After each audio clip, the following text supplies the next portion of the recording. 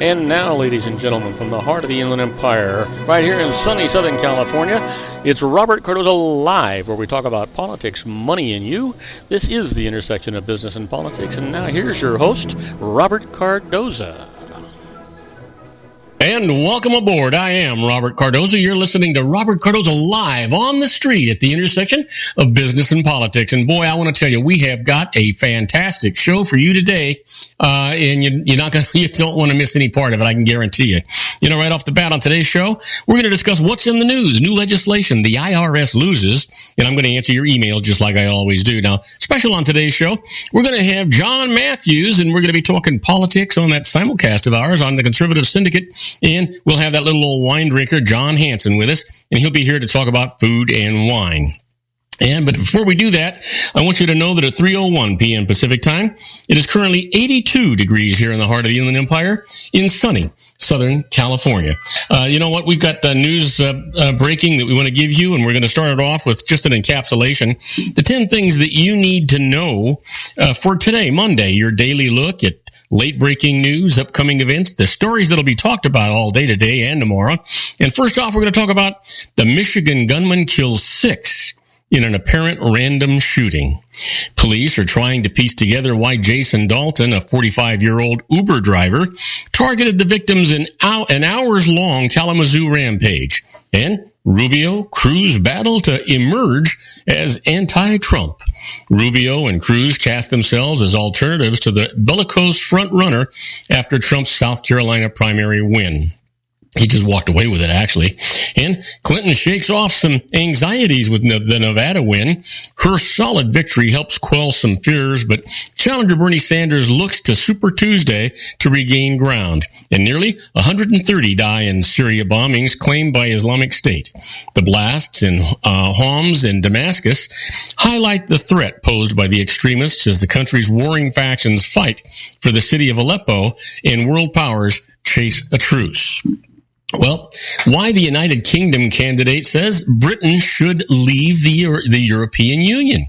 London Mayor Boris Johnson, a challenger to Prime Minister David Cameron, says he's in favor of Britain quitting the European Union to take back democratic control of its affairs.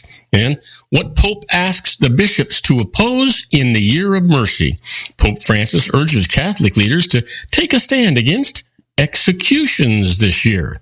Well, common software would have left the FBI unlock shooter's iPhone. San Bernardino paid for but never installed technology to enable officials to unlock the county-owned phone of one of the killers in the attack that left 14 dead. And new report underscores a lack of diversity in Hollywood. The study finds that an epidemic of invisibility runs top to bottom through the film and TV industry for women, minorities, and LGBT people. Well, where Massachusetts wants to establish rattlesnake colony. Think about it. State wildlife officials will hold a meeting to quell fears over plans to establish the endangered venomous snakes on an island in the western Quabbin Reservoir. And then finally, who wins first Daytona 500 in a wild finish? Well, Denny Hamlin chased down Toyota teammate Matt Kenseth in the final lap to take the checkered flag. Yep, go figure, right? That was an exciting race. If you saw some of the video of that or the tape of that or even saw it live, that finish was just unbelievable. The closeness of it. I've never seen anything. I'm not a big racing fan, but that was unbelievably close, really close. Well, let's talk about some in-depth news. You know, first off, the prosecutor in that Kalamazoo suspect admits to the deadly shootings, and so here's the deal. The Uber driver, suspected in a series of 3 random shootings in Michigan, admitted carrying out the seemingly random attacks that killed 6 people, a prosecutor said today. Jason Dalton waived his right against self-incrimination before making the statements to authorities, Kalamazoo County Prosecutor Jeff Getting said. Dalton's statements were used to file charges of murder and attempted murder today, 2 days after the rampage in the Kalamazoo area. Dalton appeared in court via video to hear the charges. He was ordered held without bond and will get a court-appointed attorney. If he's convicted, the murder charges could carry a mandatory life sentence. Michigan does not have the death penalty. Meanwhile, an Uber passenger said he called police to report that Dalton was driving erratically more than an hour before the shootings began. Wow. Can you imagine? No. Well, what a stupid thing to say. Can you imagine? No, I can't imagine. Can't imagine it at all. The news that we see nowadays is just unbelievable. Well, here's the latest on that Kalamazoo. The family of the suspect is offering sympathy. The latest on the shootings in Kalamazoo, Michigan area. The family of the man charged in a series of random shootings in the Kalamazoo area is expressing sympathy and condolences to the families of the victims. In a statement today, the family of Jason Dalton also expressed support and gratitude to law enforcement officials, saying quick and decisive action prevented any further acts of violence. The family says it intends to cooperate however it can to help determine why and how this occurred. 45-year-old Jason Dalton of Kalamazoo Township was charged with 6 counts of murder and 2 counts of attempted murder. The family's attorney, Paul, I think it's Vlachos, said he represents Dalton's parents, his wife, and 2 children, but does not represent Jason Dalton in the criminal proceedings. The family said it is praying for everyone affected. The unfortunate thing is that this is going to taint the family, and it shouldn't. The family shouldn't be responsible for what one member of the family did. Just keep that in mind. Well, you know what? The United States and Russia agree on Syria ceasefire plan. Questions remain. The United States and Russia have agreed on a new ceasefire for Syria that will take effect on Saturday, even as major questions over enforcing and responding to violations of the truce were left unresolved. Syria's warring government and rebels still need to accept the deal. The timeline for a hoped-for breakthrough comes after the former Cold War foes backing opposing sides in the conflict said they finalized the details of a cessation of hostilities between President Bashar Assad's government and armed opposition groups after 5 years of violence that has killed more than 250,000 people. The truce will not cover the Islamic State group, the Al-Qaeda-linked Nusra Front, and any other militias designed as terrorist organizations by the UN Security Council. But where in Syria the fighting must stop and where counterterrorism operations can continue must still be addressed. And the 5-page plan released by the United States State Department leaves open how breaches of the ceasefire will be identified or punished. Wow. You know what? If it's just this one area, I'm not sure what good this ceasefire is. If you think about it, I just guess I don't understand. You're going to stop one and let a dozen other ones continue? I don't think I understand this at all. Now, don't go away, folks, because when we come back, I'm going to... If you want to increase your client base and sales, then consider this, the Relationship Building Network at RBN. Given the current economic conditions and challenges, we all need to work smarter, make smarter decisions, invest our hard-earned dollars where it'll yield the best return for our investment. Many business professionals claim that the most effective networking group in Orange County is RBN. No other networking group or organization can offer what RBN offers. Make every year your best year. Join RBN and start reaping the benefits today. Nearly 3,000 businesses have joined RBN and experienced those benefits. Why join RBN? It's one group. It's one membership. It's no renewals. It's all through Orange County. RBN is a freestyle networking group. No mandatory attendance, no restrictions, no rules, and no penalties. Call them at 949-830-5776 or go to their website at rbninfo.com. That's 949-830-5776. If you've ever dreamed of having your own business to make your life secure, Water's Edge Wineries might be just the ticket. In 2004, their founder, Ken Lineberger, created the first winery franchise in California. It was a new concept with all of the functionality of a traditional winery, but without the vineyards. They purchased high-quality grape must from one of the largest winemaking companies in the world. Then they craft each wine carefully and bottle it right at their location. The winery was built to satisfy consumer demand for wine by the bottle and by the glass, but still kept the element of allowing customers to bottle their own custom vintage. Now, they're opening urban wineries across the United States under the brand Water's Edge Wineries. If you've ever dreamed of owning your own winery, it may be in reach right now through Water's Edge Wineries. Just give them a call at 909-468-9463, extension 700. That's Water's Edge Wineries, 909-468-9463. Have you ever found yourself caught between a rock and a hard place? The law offices of Blomberg, Benson, and Garrett might be just the answer for you. The attorneys of Blomberg, Benson, and Garrett have been serving the Inland Empire since 1989. They're dedicated to the aggressive litigation of civil, criminal, and real estate matters. Over the years, they have recovered tens of millions of dollars for their clients. The firm's practice specializes in litigation of personal injury, accident, slip and fall, real estate, and criminal law cases. The firm provides clients with the care, accuracy, and dedication of experienced attorneys. Blomberg, Benson, and Garrett is located at 10300 4th Street, Suite 150 in Rancho Cucamonga, California. They've been providing the Inland Empire residents with outstanding legal services for over 25 years.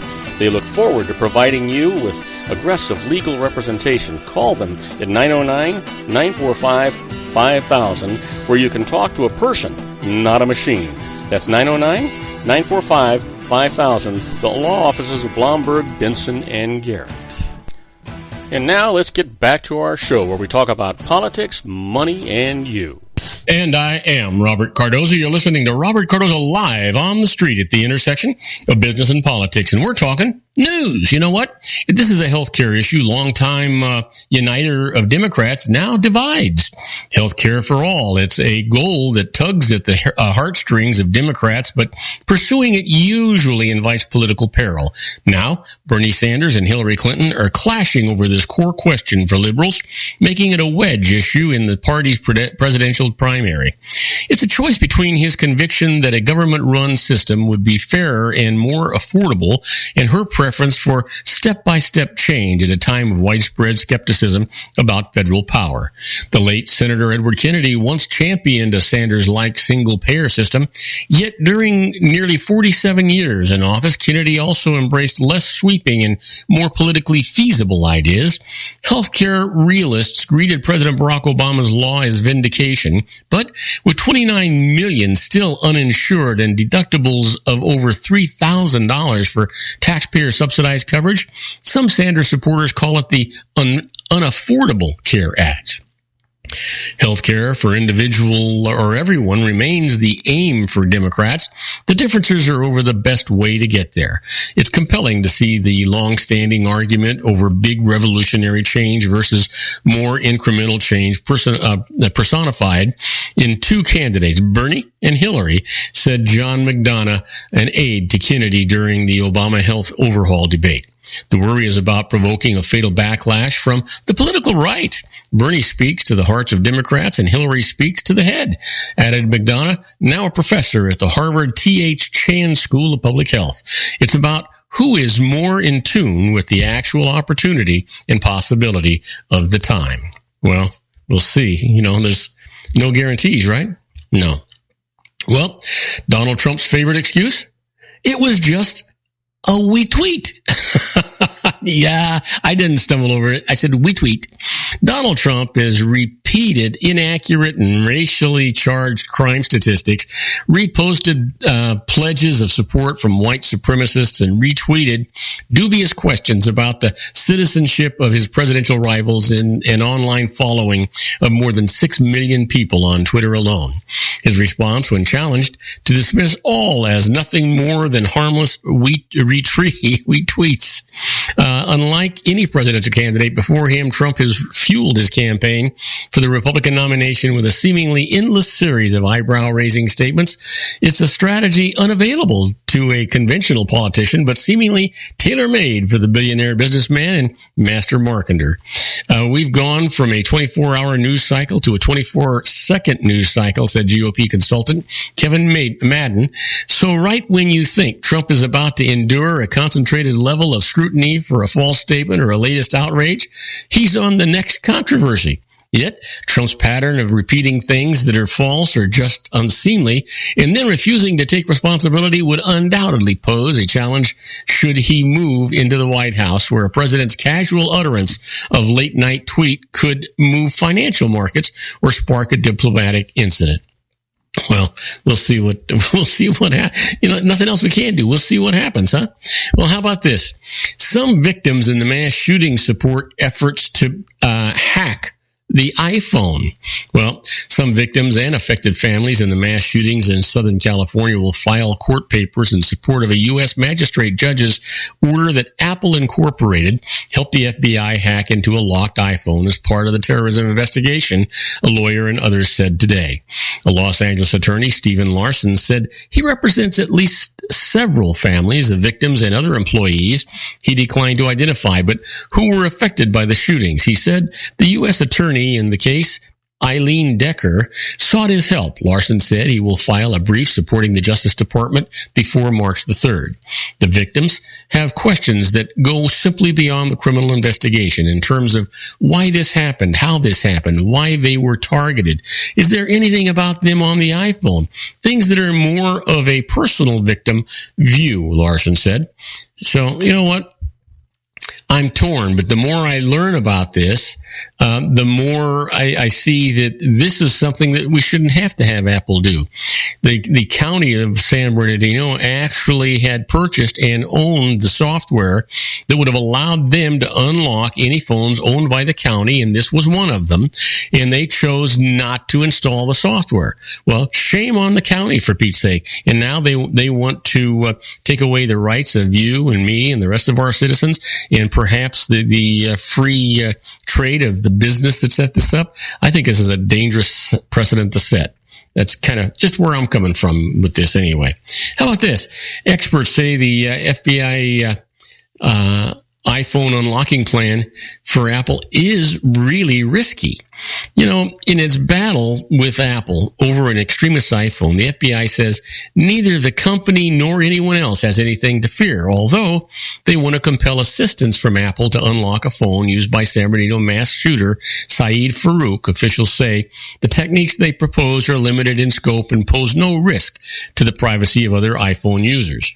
Security experts say it's not so simple. It's a very dangerous proposition to claim that this capacity or capability could not be reused, said Will Ackerley, Chief Technology Officer at Virtru, a computer security firm he co-founded after working 8 years at the National Security Agency. Federal prosecutors have asked a court to force Apple to produce special software that would help the FBI guess the passcode to an iPhone found in Farouk's car. Federal officials say Apple will be free to destroy that software once the iPhone is open to investigators. Apple argues it's unrealistic to think that governments both in the U.S. and overseas won't ask to use the same program again in other cases. Ackerley and other experts echoed that concern, and on technical grounds, experts say it may simply be impossible to keep the program from falling into the wrong hands. Well, you know what? Makes sense to me. I just don't know what. I don't think that this is about learning what Farouk had done. I think this is about the FBI having other capabilities beyond this that would be going on. And that's just kind of how I'm feeling about it right now. Now, do not go away, because when we come back, we're going to do the IRS loses. The first case up is lien rights are lost during a temporary lapse. I'll tell you all about that right after these brief messages. Do not go away. Isn't it time to shine the spotlight on your expertise? The Interview, starring you. Here's your chance to capture 5 minutes of fame with The Interview. This isn't just any interview. This is your opportunity to showcase your expertise and position yourself as a trusted expert in a one-on-one video interview hosted by Robert Cardoza, host of the nationally syndicated show Robert Cardoza Live and powered by AHA Studios. What is it? A professionally recorded video for your use.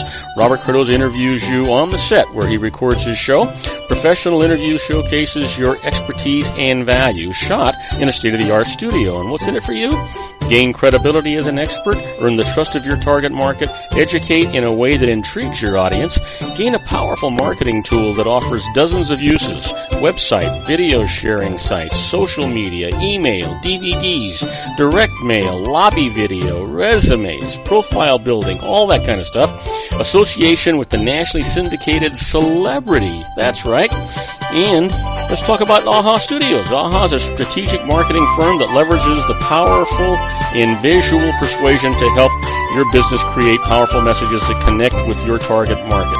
AHA ventures way beyond strategy, delivering the marketing collateral you need to start driving a new business through your doors. AHA has a full-service, in-house, state-of-the-art production studio to bring your messages to life using video. Discover how to make the interview work for you. Call 949-831-2222. That's 949-831-2222. AHA Image Studios, Incorporated.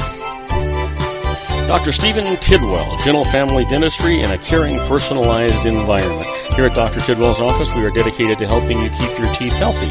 We are a state-of-the-art dental practice that still believes in traditional values, such as excellent customer service and individual attention. We have a special welcoming offer for you for just $39, a complete exam, personal consultation, professional cleaning, and all necessary x-rays. That's a $266 value for $39. Dr. Tidwell has 2 convenient locations and experienced staff to provide you with professional care and personal attention that you deserve. Call today. Don't delay. A great smile another day.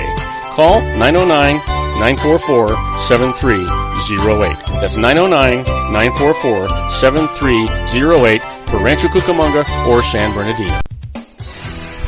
Joel Saltzman is Dr. Wireless. He has turned his considerable expertise into consumer credit risk and wireless security into a highly specialized independent web-based consulting enterprise targeting consumer credit risk analysis and wireless transactional security and monitoring. He works as a wireless analyst, veteran independent agent, and consumer liaison for most wireless telecom carriers and equipment manufacturers. For more than 20 years, corporate and private clients and media audiences have counted on his unvarnished advice while weighing the technology, performance, and cost differences between Sprint, Nextel, AT&T, Verizon, and T-Mobile. Joel specializes in setting up mobile wireless hotspots to be used for disaster preparedness, business continuity, and mobile wireless merchant processing solutions. Call Dr. Wireless at 310-400-4900 or go to his webpage at drwireless.com. Again, call 310-400-4900 or his webpage at drwireless.com. You'll be glad you did. And now, back to our show.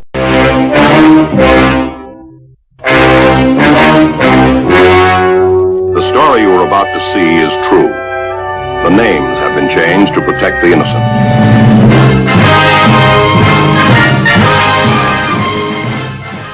Oh, yeah, here we are. My favorite part of the show, the IRS loses. We've got some good cases, so let's get right to them. The first case the IRS lost is lien rights are lost during a temporary lapse. Let me tell you about it.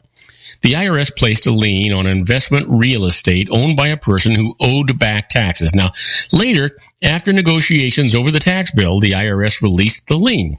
A friend of the property owner then made a loan to him of $117,000 that was secured by the real estate, believing the tax lien had been settled.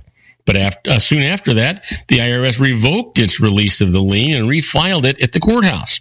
The lender sought a court ruling that her lien received priority. The IRS answered that it had filed its lien first. But this is what the court said. The lender obtained her secured interest in the property with no notice of the tax lien because it had been released at the time. So her lien gets a priority. Just makes sense. The IRS just continues to try and do in-runs, you know. How about this? The IRS loses. Tax papers remain confidential even after being shown to an outside auditor. Get this. While examining a company's taxes, the IRS issued a summons to the company's outside accountants who had audited it, demanding that they give over tax work papers of the companies that they held. The company argued that the work papers were privileged against the IRS because they were prepared with its lawyers in anticipation of litigation against the IRS. The IRS replied that confidentiality for the papers was lost when they were provided to the outside accountants. This is what the judge said.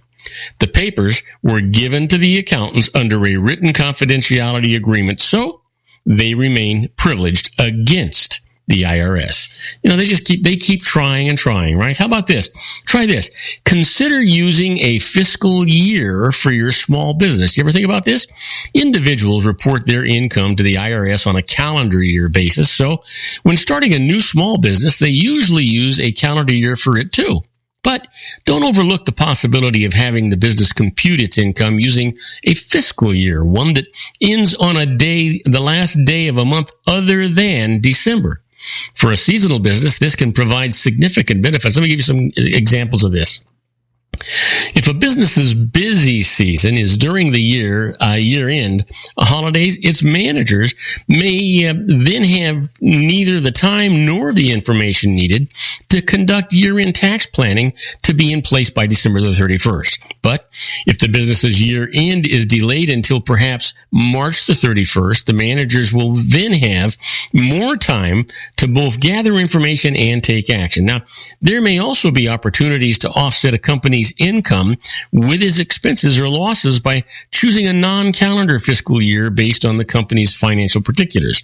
A regular C corporation, other than a personal service corporation, such as a professional corporation, a PC for lawyers, doctors, etc., can choose any fiscal year that it wishes.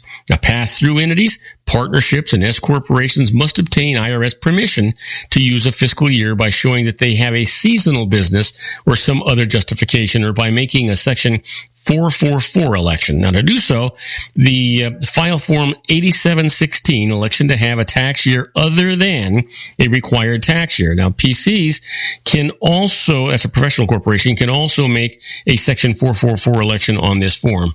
For more information, see IRS Publication 538, Accounting Periods and Methods. Now, you've heard me talk about being a fly on the wall when the IRS is doing stuff. Well, that's where we're at right now with this segment we call Inside the IRS. It's sort of like the Twilight Zone.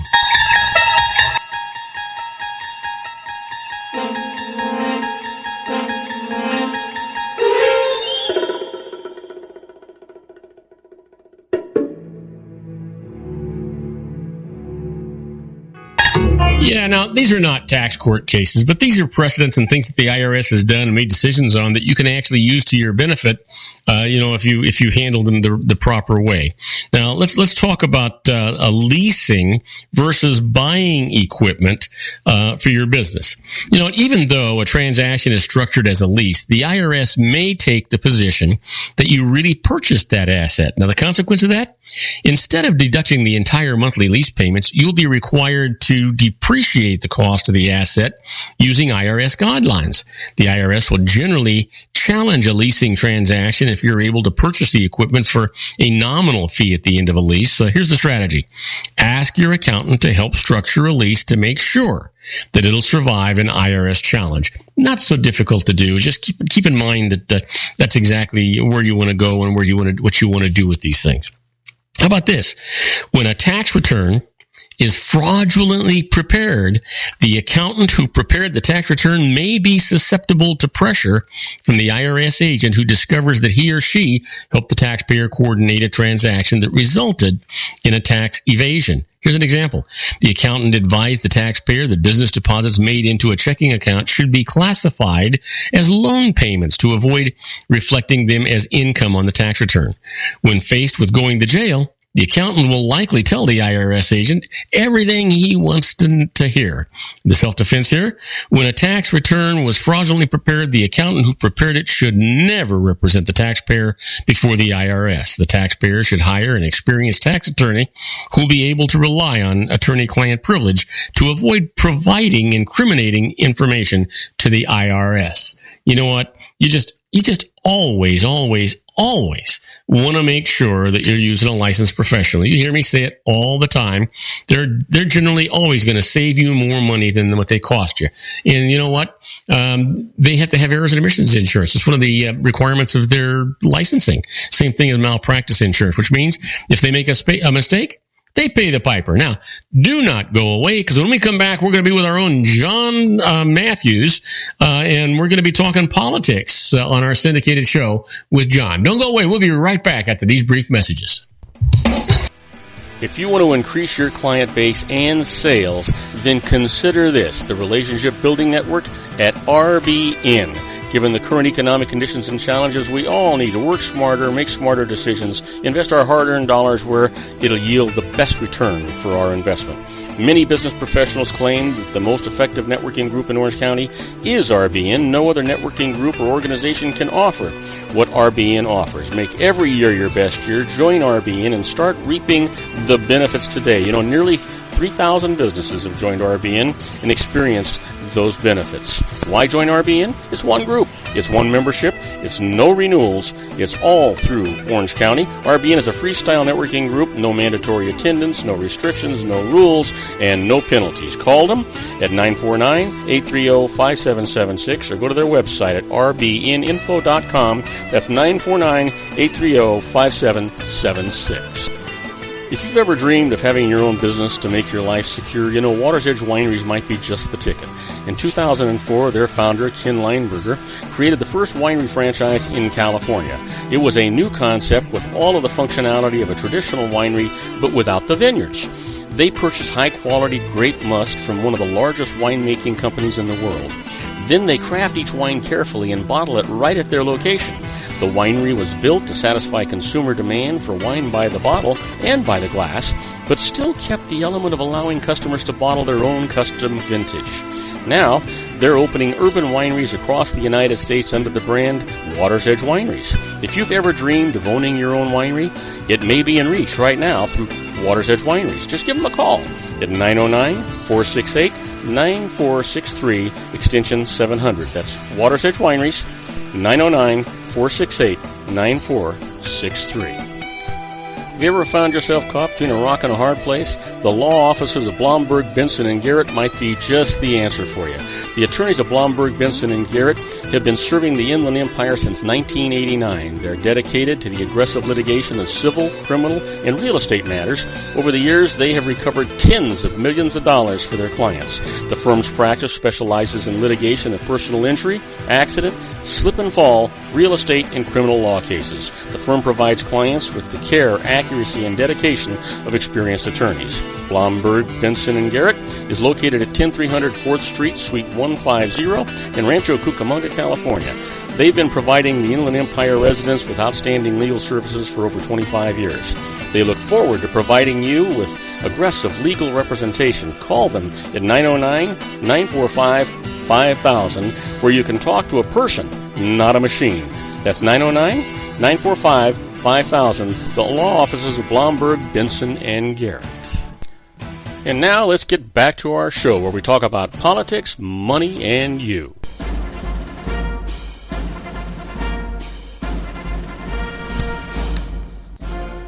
And now, ladies and gentlemen, coming to you from the basement of his strategic planning room located at his political hideaway in Los Angeles County, the dedicated man who stands and serves the political conscience of our nation, Mr. John Matthews.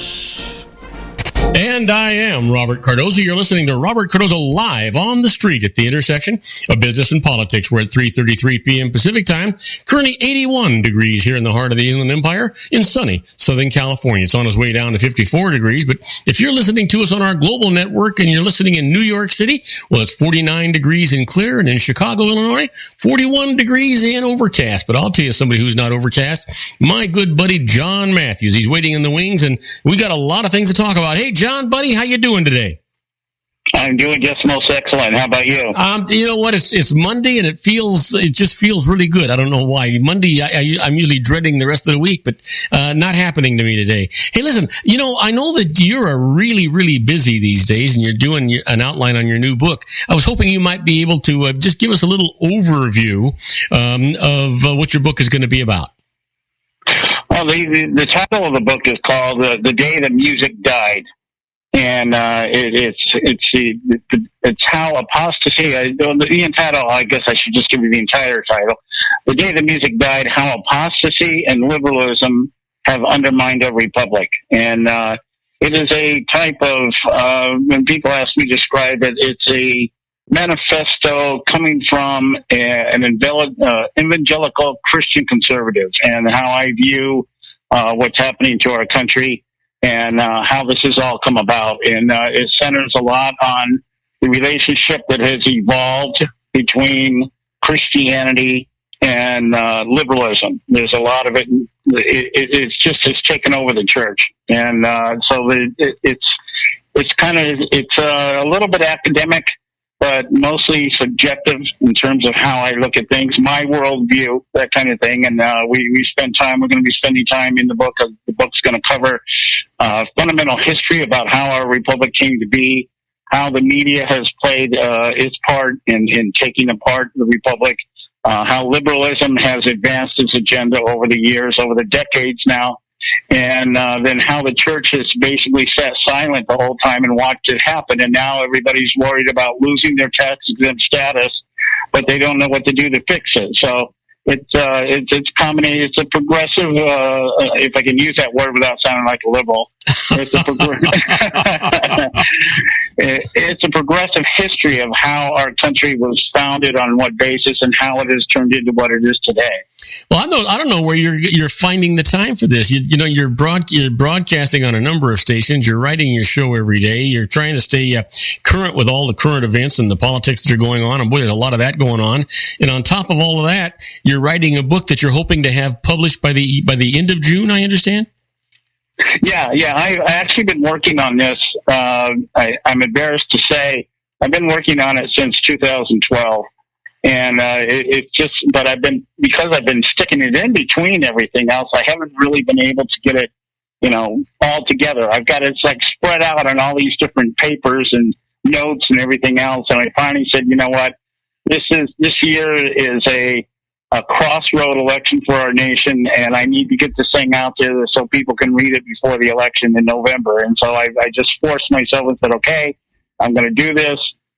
Because after this, it may not even matter, and if we don't get if it doesn't change, I probably won't be allowed to publish it anyway. So.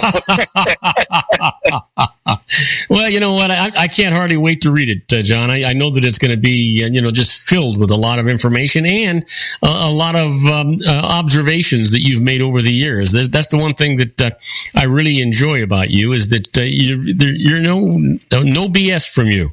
What you see is what you get. You've observed things, and people can say what they want to say, but you bring it down into plain English so people understand what's really happening. I think that's one of the great attributes and talents that you have.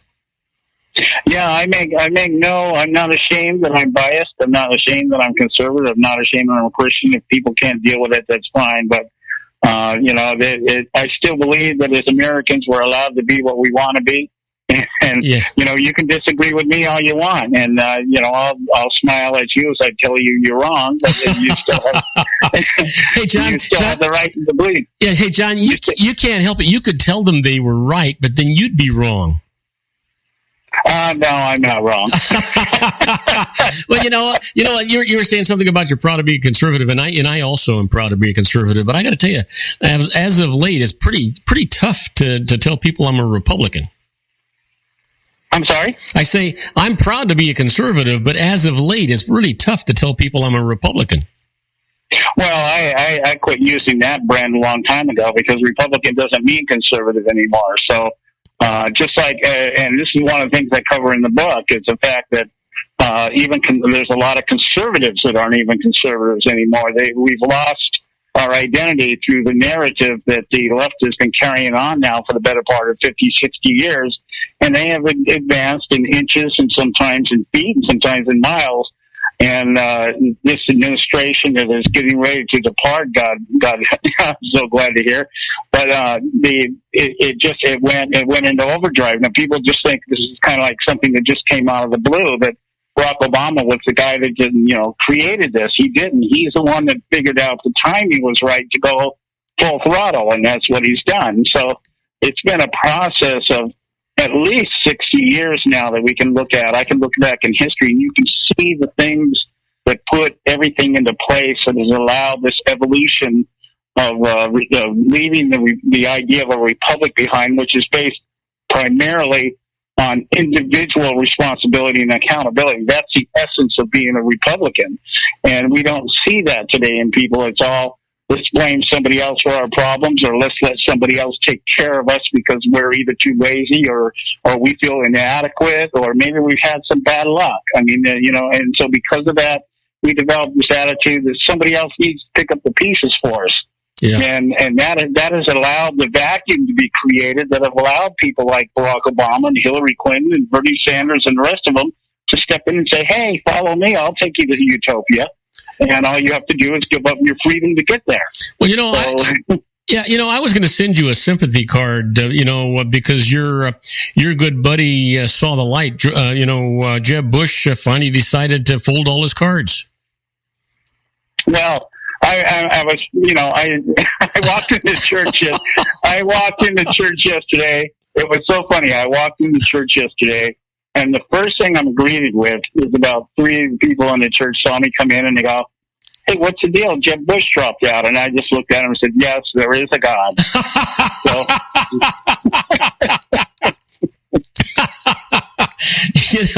You know what? I think it's a little late. He should have dropped out. Matter of fact, he probably should have dropped out before he got started. I think he thought he was going to be a shoe-in, and what he was is a mustard seed in somebody's shoe. There was nothing more than an irritation to the Republican Party. And now we're getting down to an interesting thing. I'm wondering. I think Kasich is going to hang in there for a while, because until he gets into the Midwest, you're not going to see anything happening with him. But I don't think Kasich's got a chance. I really think it's going to come down to, the top 3 is going to be Bush, Rubio, and Cruz, or not Bush. I'm sorry, Trump, Rubio, and Cruz. And I got to tell you, it's more and more looking to me like Trump is going to get the nomination, and there's not going to be any kind of a brokered convention. I don't think. Well, it could still become a brokered convention, but I think the likelihood is a little less. I think that Jeb Bush dropping out, I think the strategy that the RNC had put into place, the splitter strategy, which was designed to bring Jeb Bush the nomination, didn't work. And the reason it didn't work was because Trump entered the picture. Nobody had figured that this was going to happen. They thought it was going to be proportional delegates up to Super Tuesday, and then Bush would have the money left to outlast everybody else when the primaries turned into a winner-take-all. So that was the plan. It didn't work. Trump self-funding came out, apparently is insulting his way to the White House and getting away with it. And so Bush, someone down the line, someone said, hey, we're not going to be able to garner enough money to stay in this a long haul, so they got out. John Kasich is just running for vice president. Well, John, I think you're really right, because John Kasich is running out of money. He hasn't got any money to run anymore, and so he's just kind of going through the motions. I think you're right. He's running for vice president. I also think that Marco Rubio is running for vice president. Well, what I think is going to happen, this is looking at it after the South Carolina primary, this is what I think is going to happen. I think what's going to happen is that Cruz or Rubio, these 2 guys somewhere down the line here, they're going to have to decide which one of us is going to throw the towel in so that we can put our votes together. When the Bush voters are going to go for Rubio, the Kasich voters will go for Rubio. The Carson voters, when he goes out, will fall into Cruz's ballot in his box. And somewhere along the line, if you look at it, Rubio and Cruz are about 18% apiece right now, and they come in pretty close in every caucus and primary so far. Somebody's down the line is going to say, you know what, we need to combine forces here to take Trump out. Yeah, but what guarantee do you have that, if let's just hear me out for a second. Let's just say that Rubio comes in second and Cruz comes in third, and Cruz decides that he's going to fold his cards. What guarantee do they have that all of Cruz's followers are going to actually go to Rubio? They're more aligned with Trump than they are Rubio. No, I don't think so. I would disagree with that. I think when you add up all the points here, just from South Carolina primary, combined with 65 to 35, Trump walked away with 35, 65 opposed Trump. So once that happens, and they start combining, if they're able to make the deals, if Cruz says, okay, you make me VP if I let you run the ticket, because at this point I have to say I think Rubio is guy. And the reason why I say that is because, and the reason I still stick by this idea of a brokered convention is rule number 40 in the RNC that says that Trump has to take at least 8 states of 50% or more. And if he doesn't do that, he doesn't get any of the delegates. So what happens is it goes to a broker convention, and Rubio is the guy that they'll pick. And so Cruz might be thrown on there to bring the votes in, as VP, or as is being talked about right now, is that Rubio will appoint Cruz to the Supreme Court. So that there's a couple of things going on out there. Deal making is probably going on as we're talking right now. It's just a matter of when and if it manifests. So let's continue this conversation after this commercial break, John. I've got to take a short break. We'll be right back with John Matthews. We're gonna continue talking about Cruz and Rubio and whether or not they actually can support each other with their followers. We'll be right back. Isn't it time to shine the spotlight on your expertise? The Interview, starring you. Here's your chance to capture 5 minutes of fame with The Interview. This isn't just any interview. This is your opportunity to showcase your expertise and position yourself as a trusted expert in a one-on-one video interview hosted by Robert Cardoza, host of the nationally syndicated show Robert Cardoza Live and powered by AHA Studios. What is it? A professionally recorded video for your use. Robert Cardoza interviews you on the set where he records his show. Professional interview showcases your expertise and value, shot in a state-of-the-art studio. And what's in it for you? Gain credibility as an expert, earn the trust of your target market, educate in a way that intrigues your audience, gain a powerful marketing tool that offers dozens of uses, website, video sharing sites, social media, email, DVDs, direct mail, lobby video, resumes, profile building, all that kind of stuff. Association with the nationally syndicated celebrity. That's right. And let's talk about AHA Studios. AHA is a strategic marketing firm that leverages the powerful and visual persuasion to help your business create powerful messages that connect with your target market. AHA ventures way beyond strategy, delivering the marketing collateral you need to start driving a new business through your doors. AHA has a full-service, in-house, state-of-the-art production studio to bring your messages to life using video. Discover how to make The Interview work for you. Call 949-831-2222. That's 949-831-2222. AHA Image Studios Incorporated. Dr. Stephen Tidwell, Gentle Family Dentistry in a caring, personalized environment. Here at Dr. Tidwell's office, we are dedicated to helping you keep your teeth healthy. We are a state-of-the-art dental practice that still believes in traditional values, such as excellent customer service and individual attention. We have a special welcoming offer for you for just $39. A complete exam, personal consultation, professional cleaning, and all necessary x-rays. That's a $266 value for $39. Dr. Tidwell has 2 convenient locations and experienced staff to provide you with professional care and personal attention that you deserve. Call today. Don't delay. A great smile another day. Call 909-944-7308. That's 909-944-7308 for Rancho Cucamonga or San Bernardino.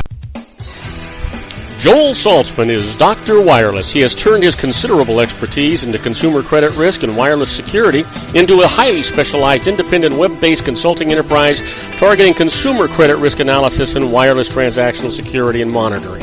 He works as a wireless analyst, veteran independent agent, and consumer liaison for most wireless telecom carriers and equipment manufacturers. For more than 20 years, corporate and private clients and media audiences have counted on his unvarnished advice while weighing the technology, performance, and cost differences between Sprint, Nextel, AT&T, Verizon, and T-Mobile.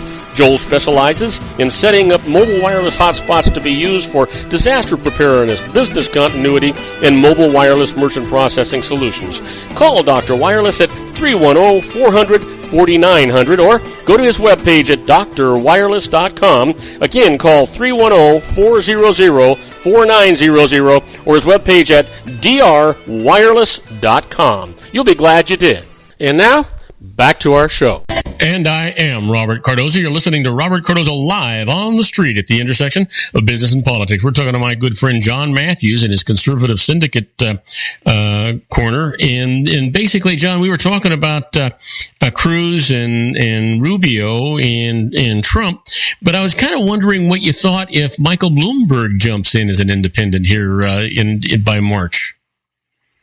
Well, the issue on the Democrat side is really not unlike what's going on the Republican side. It's just not getting as much publicity. Yeah, but wouldn't that give let's just assume, because I really think it's going to be, but let's just assume that Trump gets the Republican nomination.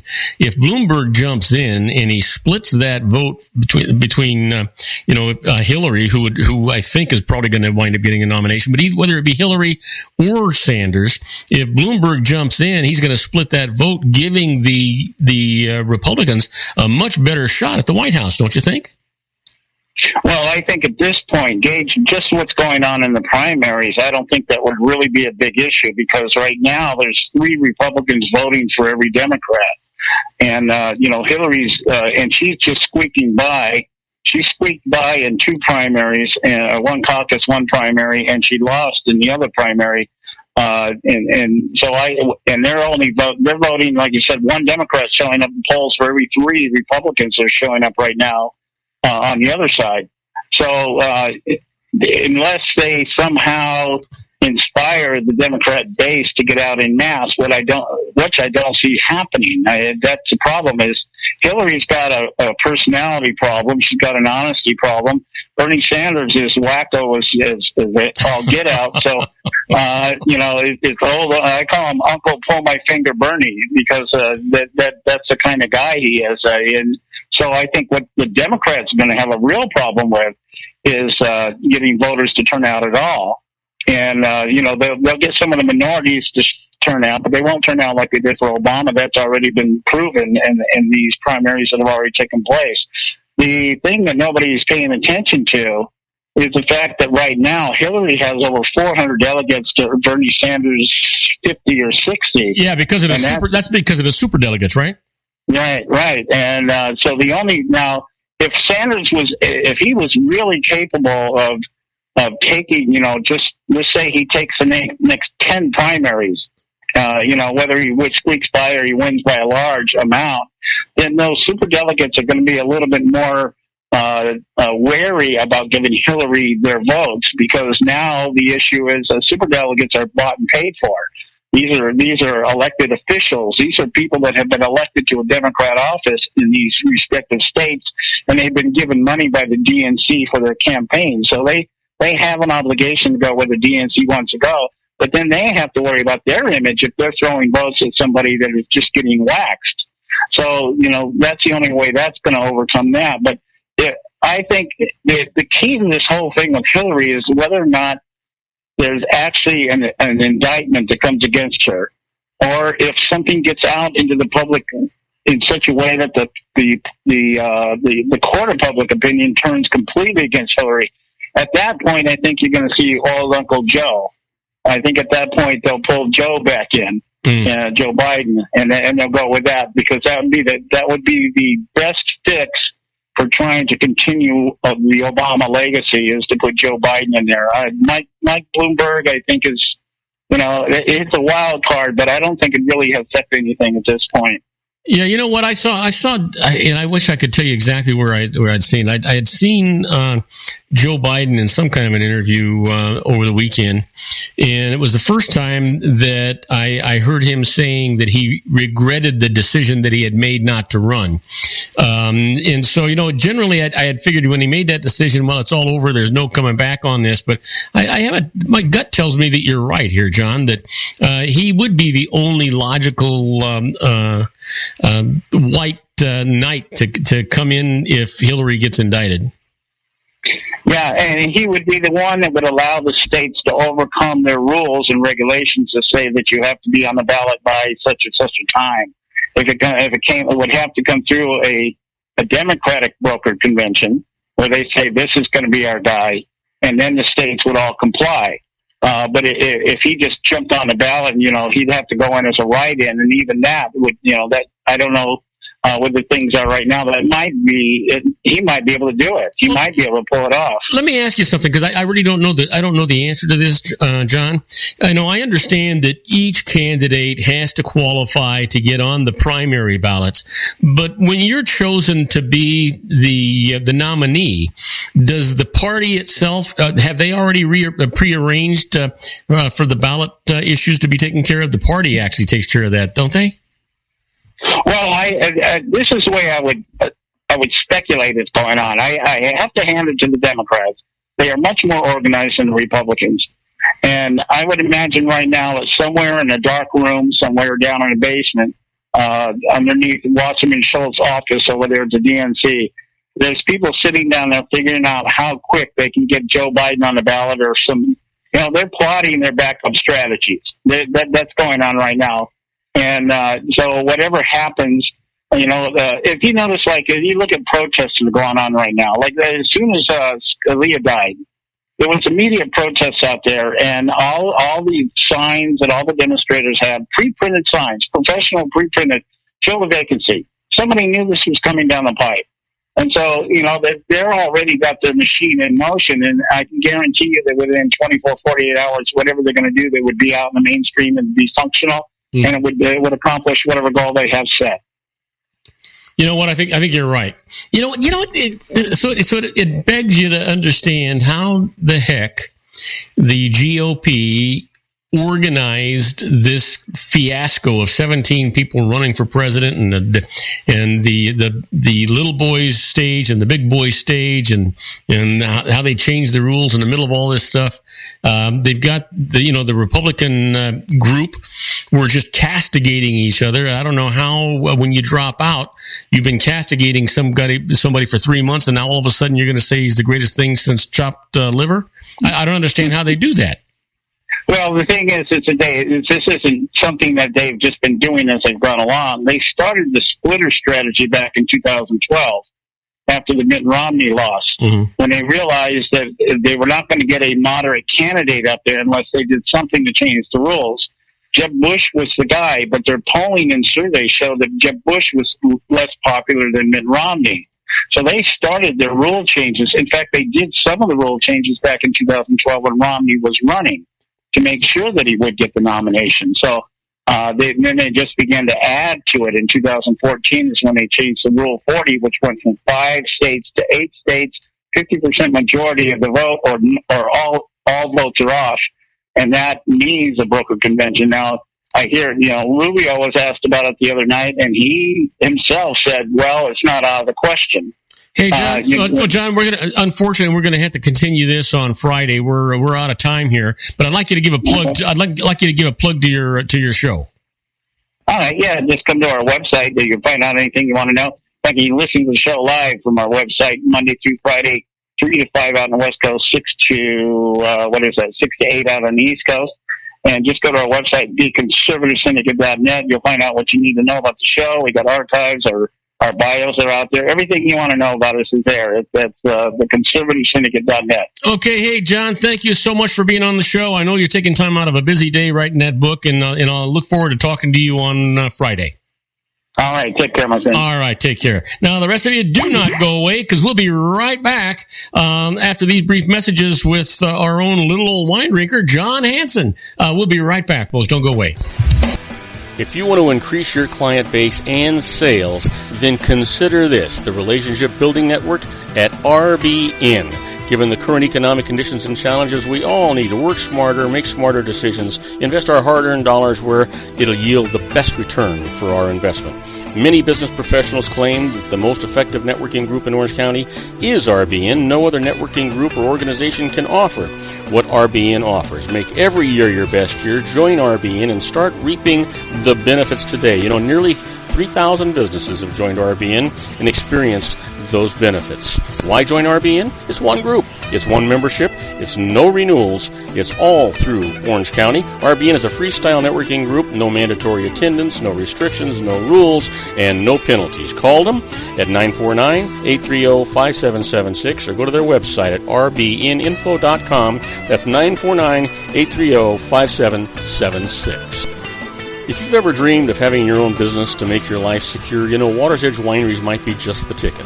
In 2004, their founder, Ken Leinberger, created the first winery franchise in California.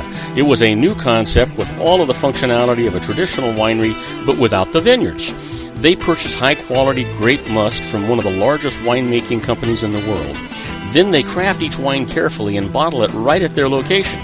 The winery was built to satisfy consumer demand for wine by the bottle and by the glass, but still kept the element of allowing customers to bottle their own custom vintage.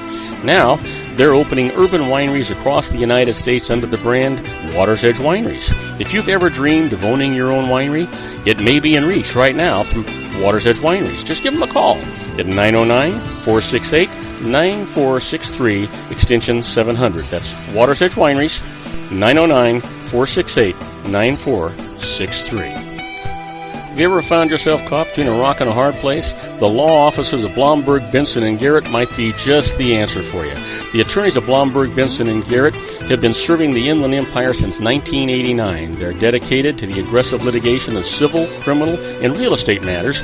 Over the years, they have recovered tens of millions of dollars for their clients. The firm's practice specializes in litigation of personal injury, accident, slip and fall, real estate, and criminal law cases. The firm provides clients with the care, accuracy, and dedication of experienced attorneys. Blomberg, Benson, and Garrett is located at 10300 4th Street, Suite 150 in Rancho Cucamonga, California. They've been providing the Inland Empire residents with outstanding legal services for over 25 years. They look forward to providing you with aggressive legal representation. Call them at 909-945-5000, where you can talk to a person, not a machine. That's 909-945-5000, the law offices of Blomberg, Benson, and Garrett. And now let's get back to our show where we talk about politics, money, and you. When they ask who's the fool in the corner crying, I say, a little old wine drink of me. And now, from the middle of a vineyard somewhere, a man who's never met a grape he couldn't cuddle up to, our resident advanced sommelier, John Hanson. And I am Robert Cardoza. You're listening to Robert Cardoza live on the street at the intersection of business and politics. We're at 4:02 p.m. Pacific time, currently 81 degrees here in the heart of the Inland Empire in sunny Southern California. It's on its way down to 52 degrees, but if you're listening to us on our global network and you're listening in Paris, France, it's 50 degrees. It's light rain going on right now. And if you're in Rome, Italy, it's 54 degrees and scattered clouds. I can tell you where John and I like to be, either one of those places. John, welcome aboard. Well, how you doing, buddy? I'm doing good. I'm doing good. And I don't know. It doesn't feel like Monday to me. I'm all energized and set to go, you know? I'm like the Energizer Bunny today. I don't know what I haven't. There you go. That's a good thing, Bob, especially at your age. Oh, man, I got to tell you what. You know what? Sex for a guy my age, I just forget who gets tied up now. Should we cancel the show and have Marlene come over? No. If I cancel the show, I want Marlene to come here, not there. I see. Well, buddy, how you doing? It's been a little while. I talked to you in the middle of the week, but since the show, and I guess when we talked, I found out you went and had a nice little Valentine's Day dinner with our good friends Bruno and Franco. Yeah, Marlene and I had a real good dinner over there. It was that's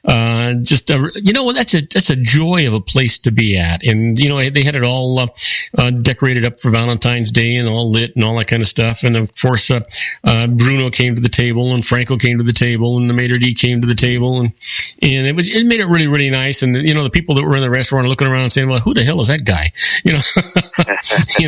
But and I forget what Franco brought me, but boy, he brought me a couple of glasses of the best doggone wine. It was fantastic. Well, they always treat us so well there. They go out of their way to make us feel special every time we go in. But I think it's not just us. I think there's the clientele in general. I mean, that's why they keep going back there. I mean, as I said, the food is wonderful, and the atmosphere is amazing as well. But I tell you, they just make you feel so special there. Oh, yeah. And that's why it's kind of like our little home when we go to have lunch and so forth. Oh, yeah. And as I said, where can you get gourmet soufflés for lunch? Where can you get the experience for it's like an old school lunch back in the 50s and 60s when people used to have martini lunches and so forth. Yeah. You can go there and have a nice martini lunch. I mean, as I said, you're lucky to find a dining, for dinner. Yeah. Graminet soufflés or chocolate soufflés. You can get it for lunch there. I mean, my gosh, it's unbelievable. You just have to be smart enough to know that you're either going to wait or let them know when you're ordering your food that that's what you want for dessert. I mean, exactly. And they are so accommodating. It's just unbelievable. It's interesting. I wanted to order a nice white for Marlene, so I was going to order and of course, I'm in an Italian restaurant ordering a French wine, and I wanted a bottle of Sancerre, right, for Marlene. And so I showed it to the waiter what I wanted, and no problem, and it's in the book. And so they go and they're gone and they're gone and they're gone and they're gone. And what the heck are they making this wine? What's going on here? Finally he goes by and he says, "Oh, I'm so sorry, we don't have the Sancerre." So I picked a Montrachet, and so they're gone, and then in comes Franco and he says, "No. Listen, they might have thought you were out of Sancerre, but we're not out of Sancerre for our good customers." And he brought me a nice bottle of Sancerre. And Marlene loves Sancerre, so it was a good deal. Well, I think Franco has his own collection there. It goes back to the Calla days, and every good wine person will have their collection. And I had a great collection thanks to you too, where I got my wines, which I kept. I had my little storage place at Calla, and that goes back. I mean, our good friend Bobby Venice, and how I met him. It was a strange occurrence because he came in. Oh, did you meet him at Calla? Yes, I did. This is back in the late 80s. Wow. And he came in and he ordered the Cayman Special Select, which I only get, at that time, my allocation was only 6 bottles. Mm-hmm. And the Cane 5. And the Cane 5, it's just that it was short order. I was going to get the next order, and I guess they ran out, and it was short order, and they said it'll be here in a couple of days. But that was the only 2 wines I was out of. I sold my last bottle of the Cayman Special Select, and I wasn't going to take it off because it looks impressive having it on there. And he ordered that, and then it came 5, and he yelled at Fernando. You remember Fernando? Yep. Well, what the hell do you have? And I went over there, and I had my own little section. So I said, listen, dinner's on me tonight. I'm going to bring us out. And I sat down and had dinner with him in the restaurant, and we had a couple nice bottles of wine that wasn't on the wine list. I had my little stash back there. And he said, in 2 weeks, I'm going to come in with some unbelievable wines. Well, I'm like, I'm never going to see this guy again. Sure you are, right? At least he was a satisfied customer. Mm-hmm. 2 weeks later, he came in with a 1961 Riesborg and a 1987 Le Montrachet. Wow. And oh my God. Oh man. These are priceless wines. And this guy comes, I'm back here. I promised these wines. I'm like, oh my God. He's running like $5,000 worth of wine. So John took the rest of the evening off, sat down at his table and enjoyed it, right? And then once again, yes. Well, you know what, John? We ought to take, God, I miss Calla. That was such a fantastic place. It was a very special place. You know? And what really upset me, Bob, we did a prospectus, we did a business proposal to once I left and they closed it, and the room just sat there vacant. There's no revenue coming from it. John, you'd have put that restaurant on the map for some reason. We had to go. Let's move back a little bit. At that time, it was a Hilton hotel, and it was a very small, but it was just about the only really gourmet restaurant in Ontario. And there was an article. Yeah, Bob, there was an article written like a year or two after Calla closed, mm-hmm. when I was in LA, downtown LA at 333. Mm-hmm. And gosh, I can't remember the name of the paper there, out there. But this article. You're talking about the paper in Ontario, you mean? Yeah. I just went deaf, dumb, and blind. I don't know why I can't think of the name of it either. It's like right on 4th Street there. Yeah. Well, anyway, the paper they have there, the Sun, whatever it is. Yeah. They wrote an article for Valentine's Day about the Inland Empire, and it said, since Calla, there hasn't been a fine dining restaurant worth going to for Valentine's Day. And there's this big article about Calla that was closed for about a year and a half, and a guest came in and brought it to me. and said, God, they did an article on Cala.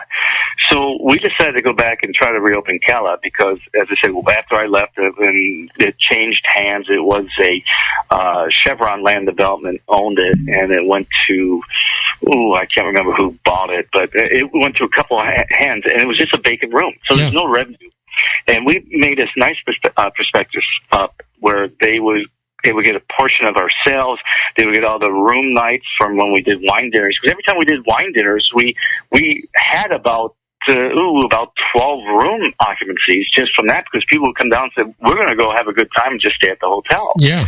And every time I promoted Cala over the airways or whatever, it has to say it's inside the Ontario Hilton or whatever the hotel was at that time. Mm-hmm. And it was like, you get free press, you're getting a percentage of our revenue, and we would be buying the alcohol from your lobby bar. So it was just revenue on top of revenue on top of revenue in a room that's actually making nothing. It was a no-brainer, and they turned me down. I'm like, how can you turn me down? What are you going to do in that room? They go, nothing. I go, you got empty space just sitting there. You know what? I think, John, I got to tell you, I think it was a personality conflict, because there was not a better Major D in the entire Inland Empire or Southern California, as far as I'm concerned.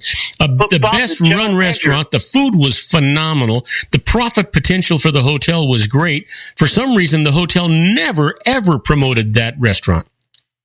Well, the thing is that I guess they knew what they wanted to do. They were going to sell it, and so they didn't want to show a lot of revenue. So I don't know the actual basis behind the decision. But at first, when I talked to the general manager, she was ecstatic over it. She was, I heard about you. We've heard about Cala, this. I go, well, we're going to open it back. We were the number one restaurant in the Inland Empire. It was the top restaurant out there. We have all these accolades, all these awards and everything. Actually, back in '95, I was Maitre d' of the Year at Cala, and I mean, it was the place in the Inland Empire, and we wanted to bring it back. And the general manager was ecstatic. All of a sudden, like 2 weeks later, I didn't hear from her. I called her back, and she goes, we're not interested. I'm like, what? You were so excited about it when I promoted it to you, and now you're not interested? What's going on?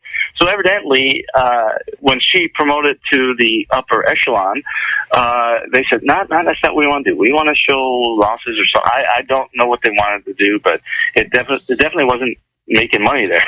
So, yeah. That was just... regardless, the hotel sold again shortly after that. And, I have no idea what's going on in that restaurant now, if it's even there anymore, or if it's just a vacant space, or if they're utilizing it for something else. Well, the place that we've replaced it with, finally, it took us a while, but we replaced it with the Anaheim White House. I mean, that is, you talk about a romantic, intimate place, even though, that's a fairly large restaurant, and it's got multiple levels to it, but each room is small and intimate and decorated with frescoes and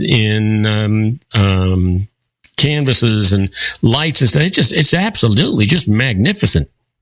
Well, Bruno's like an interior decorator too, and honestly, I think he'd rather decorate than actually cook food. I don't know. Yeah, I'm not sure that if Bruno does any more cooking anymore. I keep looking at his chef smock. It looks awful clean. Yeah, he's a figurehead there. He just wants to promote and be on the air and be on TV and radio. That's what Bruno likes to do. Yeah. Cooking secondary to Bruno right now. He hired a chef that is amazing, and who I think was better than Bruno anyway. So, I mean, hopefully he's not listening, Bruno. Yeah. But I compliment my friend. But. I got to tell you that the food at the Anaheim White House is just phenomenal. I got to tell you, I just got an announcement. I believe it was either yesterday. No, it couldn't have been yesterday. Yesterday was Sunday. It was either on Saturday or today I think it was today I got the announcement that Bruno's going to be recognized again. I think this is the second year in a row as the man of the year at Servite High School. Yeah, there you go. Well, that's your own alma mater. So I mean, you got to go to that. Yeah. That's my alma mater, or one of my many. In any event, and that's going to be in March. So we'll see what happens. That'll be fun. Maybe we can do a show from there. Who knows? Well, from Servite High School, boy, that would be interesting. I put on a lot of private shows at Servite High School. Well, they usually have one hell of a football team. I know that. Oh yeah, matter of fact, their big competition was Mater Dei, but they went to the CIF playoffs. When I was there, that was the first year that Servite existed, and we were the first freshman, sophomore, junior and senior class. I attended all of them for the first ones, right? And boy, it was just a phenomenal experience. The only thing that I thought was a downside was that it's an all boys parochial school. Right. But it turned away from being a downside because we actually had a reciprocation agreement with Marywood High School and Cornelia Conley High School, which were two all-girls schools. Now all of a sudden the guys at Servite were outnumbered by the girls at the other two schools. Oh man, I can't say what I was going to say. That was a good thing, Bob. Yeah, it was really fantastic. I mean, that was phenomenal. That was way back in the 60s, and I was just a young lad back then. Yes, it was. That was in the early 60s. Yes, I was a young lad back then.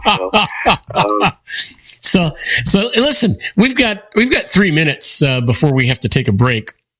I was hoping that you might, we were talking about Callum, we were talking about what was going on.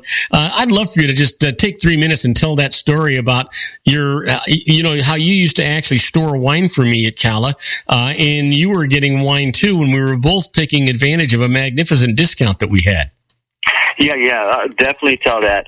Also, I want to set up the second half of the show. We're definitely going to talk about one of my favorite winemakers, Charles Smith, and unbelievable bargains this guy has. It's a high-quality wine and incredible deals. But also, we're going to talk about probably my favorite wine region now, Spain, as well. The last 4 or 5 shows we were talking, and we spend most of the time in France because that's probably our favorite region overall. But we're going to talk about the second half of the show. But what happened at Calla? You used to get what they used to call an HEC discount, which was 20% off your bill.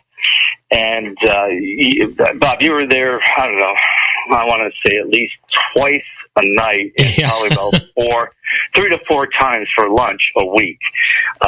So, I mean, we had your own table, we had the plaque on your table and so forth. And you asked if you can buy some wine from us. And Omar Luff, who was the food and beverage director, said, yeah, he's our best customer. Of course you can buy. And I said, well, what price do you want to give him? Can we give it to at our cost? He says, well, yeah, how much is it going to buy? I go, like a case of wine here or there or something like that. And he goes, well, yeah, just give it to it at our cost. That's no big deal. Well, the thing was, you had what they call that HEC discount, which was 20% off. So I would give you the bill at our cost, and then we had to apply your HEC discount, which was funny because we had that controller, Jim Callan, that was a really fickle guy.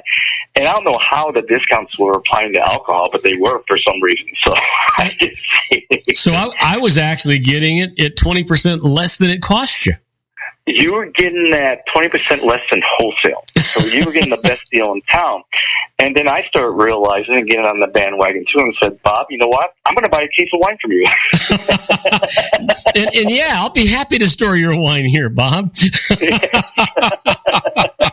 So I started buying my wine through you, and you started buying your wine through us, and getting the best price, better than basically the wines we're selling it to the wholesalers. So we were getting great things thanks to the Hilton, but unfortunately our controller caught on eventually and said, whoa, we'll give it to my cost. He's getting an HCC discount. It's like, well, and I went to, I thought it was illegal to give discount on liquor. And he's like, what? You're right. What's going on? Well, the HEC card takes 20% off the whole check, liquor and everything. He's like, well, we got to stop that. So once it stopped there, and unfortunately I had to come with Bob, we can't buy wine from us anymore, unfortunately. And that was a nice era that had to come to an end. As they say, all good things come to an end, my friend. But it was fun while it lasted. Oh, yeah. Help me stock great wines from there. Yeah, help me stock my wine cellar. Anyway, we're going to take a short break, John. We'll be right back with John Hanson, that little old wine drinker. We're going to be talking about food and wine. And John, I'm sure, is going to have a wine pick of the week for us this week. So we'll be right back after these brief messages. Do not go away. Isn't it time to shine the spotlight on your expertise? The Interview, starring you. Here's your chance to capture 5 minutes of fame with The Interview. This isn't just any interview. This is your opportunity to showcase your expertise and position yourself as a trusted expert in a one-on-one video interview hosted by Robert Cardoza, host of the nationally syndicated show Robert Cardoza Live and powered by AHA Studios. What is it? A professionally recorded video for your use. Robert Cardoza interviews you on the set where he records his show. Professional interview showcases your expertise and value, shot in a state-of-the-art studio. And what's in it for you?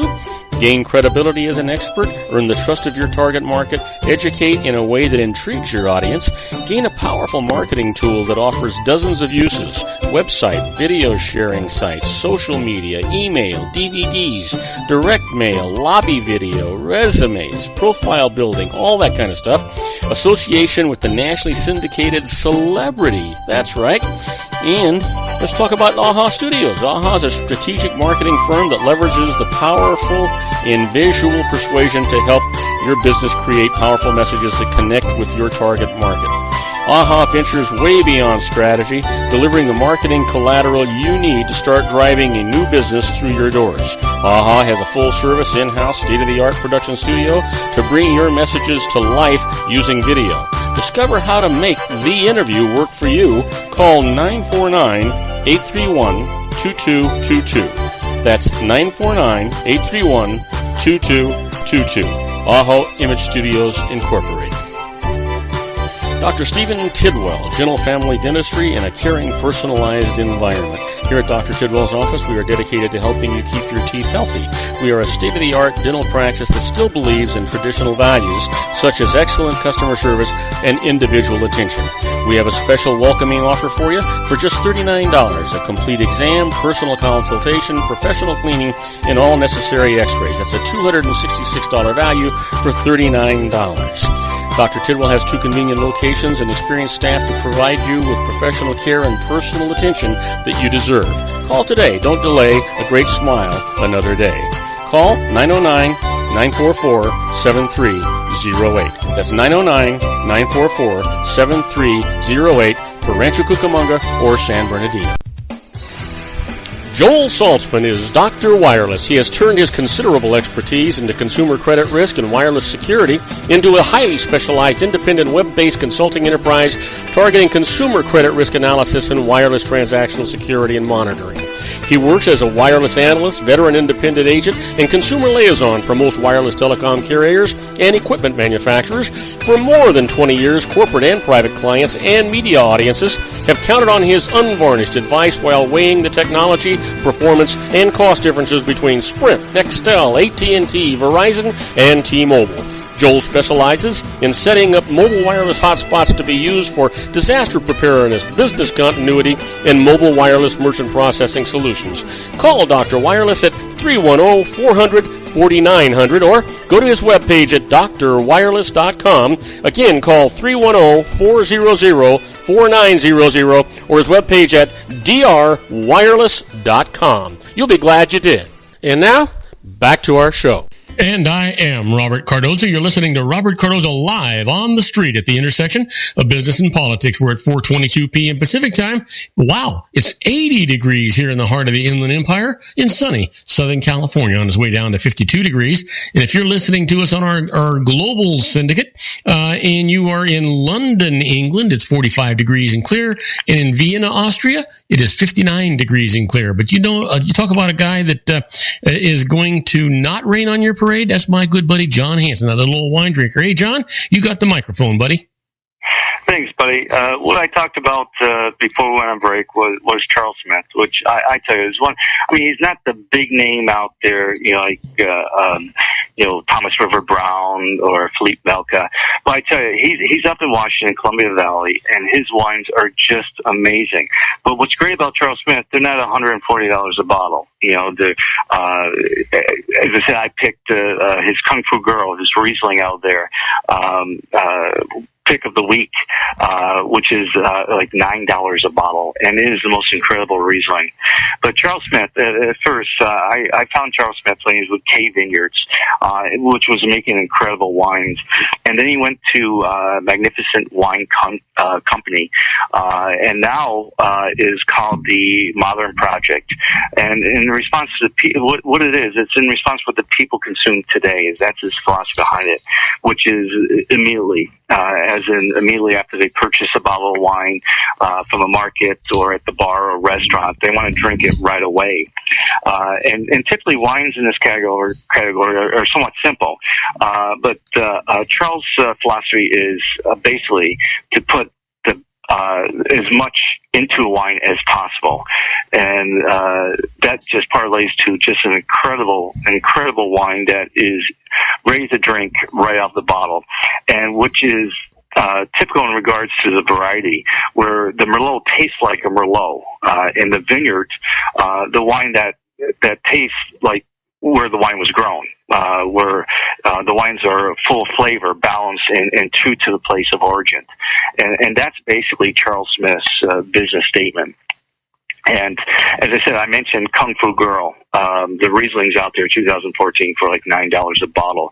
But he makes this Syrah. It's called Boom Boom Syrah, and it has this big bomb on it. Of course, it's Syrah from Columbia Valley, Washington for $16 a bottle. His Pinot Gris also is called Vino for $12 a bottle. And I tell you, his Cabernet is called Chateau Smith. Which is the Cabernet, of course, from Columbia Valley. Bob, $18 a bottle. Are all of his wines these prices? Phenomenal. Okay, the Kung Fu Girl at $9 a bottle was rated at 90 points. Jesus. 90 points, Bob, for a $9 bottle. So where are you buying this, at Costco? They do have Charles Smith wines at Costco. They don't have all of them there, but you will see like a Kung Fu Girl pop up, or a Boom Boom, or an Eve, which is a Chardonnay, pop up now and then when they do buy it, because Costco just raises their price 3%. So you're basically paying 3% of a wholesale at Costco prices. You know, as I said, I'm not here to promote Costco, although my son works for Yeah, you say that all the time, but you talk about Costco every week. But I tell you, I buy most of my wine at Costco because you cannot beat the price. And Bob, it goes back, and where I found this out, when I was at Keller, I was buying Robert Mondavi Pinot Reserve from Southern Wine and Spirits at $19 a bottle. Okay. Well, restaurant typically raises the price 3 times the value. So you're looking at about $50-some a bottle. And one day I just walked into Costco and I see a pallet of Mondavi Reserve at $18 a bottle. And I'm like, $1 cheaper than you're buying it for. Then I'm buying it from the wholesaler. I'm like, you sold it to them and they're selling it for 18. I bought it for you from 19. Why would I buy from you? I go to Costco and get it $1 cheaper, you know? Yeah. Well, unfortunately, there's laws where I can't do that, but I mean, they got to prove I did that. Yeah, yeah. But after that, I'm like, how can Costco? Well, they buy pallets, and they say they get the absolutely lowest discount it possibly can go. So Southern Wine's just making a minimal profit out of it. As I said, they're buying pallets of it, so it's a quick turn and burn for them where they're making some money. And as I said, for a consumer, you cannot beat the prices. And, you know, this is Kung Fu Girl is probably like $8 at Costco, you know, so where you're looking at 9 something a bottle everywhere else, you know, they're $7.99 maybe at Costco or something like that. And what a 90-point Riesling. You get it for that price. You can't go wrong.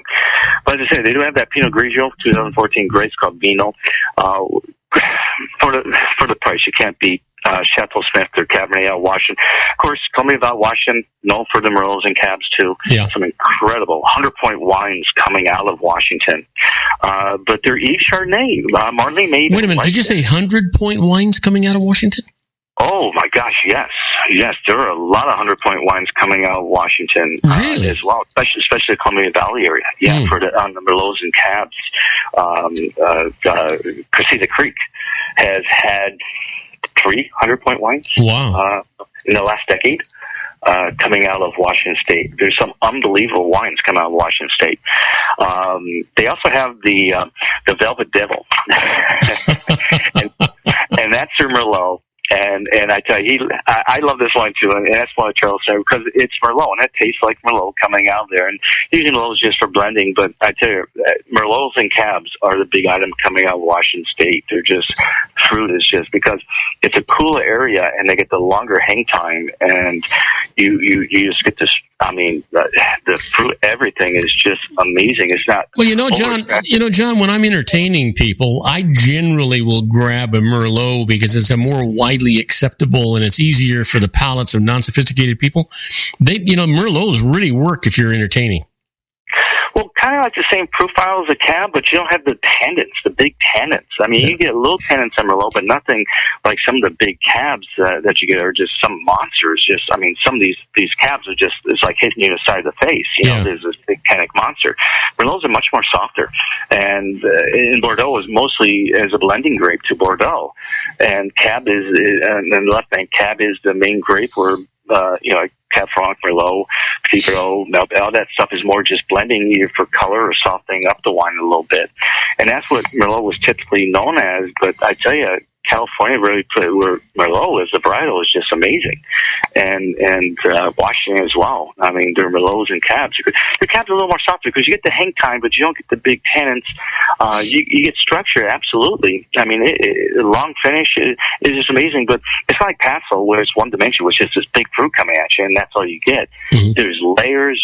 There's so much going on in the wine and the fruit. As I said, it's a longer hang time because it's not as warm, and it really develops, and you get so much more out of the wine there, and that's why you get a lot of those 100-point wines coming out of that Washington State area and the Merlots and Cabs. It's just amazing. But as I said, we're bang for the buck. Charles Smith, the guy is just amazing. I love his work, and where you can just get an inexpensive wine that tastes like an expensive wine. Yeah. I tell you, we're big Riesling fans because we eat a lot of fish and stuff like that too, and oh my God! For $9 a bottle, it's one of the best Rieslings you can get. The name's kind of weird, Kung Fu Girl, and the label's just Kung Fu Girl doing an act like this, but it's fun. His labels are funny. You got Eve, which is an apple, of course, Adam and Eve, and you got Boom Boom, which is a bomb going off, so, and then the Velvet Devil is like a pitchfork, like a devil's pitchfork there, for his Merlot. So they're entertaining labels, but as I say, bang for the buck, probably the best wines out there. And we're going to parlay that to the wine pick of the week, which we'll talk about in just a minute, but I wanted to talk about Spain. How much time do we have, Bob? Do we got like 10 minutes left, hopefully, or something like that? Yeah, we got actually 7 minutes. Okay, good. Let's see if we can fit Spain in there. Probably the hottest wine region there is. I mean, the wines coming out of Spain are just amazing. And for Spain, it was just known for sherry, of course. But now Vega Sicilia, Rioja, Perorat, Cava even. There's some unbelievable wines coming out there. Rioja was the first to be recognized as DOCA, and that's like the highest rating, like DOCG in Italy. DOCA is the highest rating to get, and in 1991, Rioja was the first one. There's a couple of things on the label I do want to point out for Spain. You got Joven, or Joven, which means young, which replaced Sincroneza, which means there's really not much aging on it at all. It's just you put it in a bottle and you drink it. You have Vino di Crinenza, which means it's at least 6 months in the barrel and matured at least 2 years in the bottle. And then you got Reserva. Now, Reserva has to be at least a minimum of a year in barrel, and then matured for 3 years in the bottle.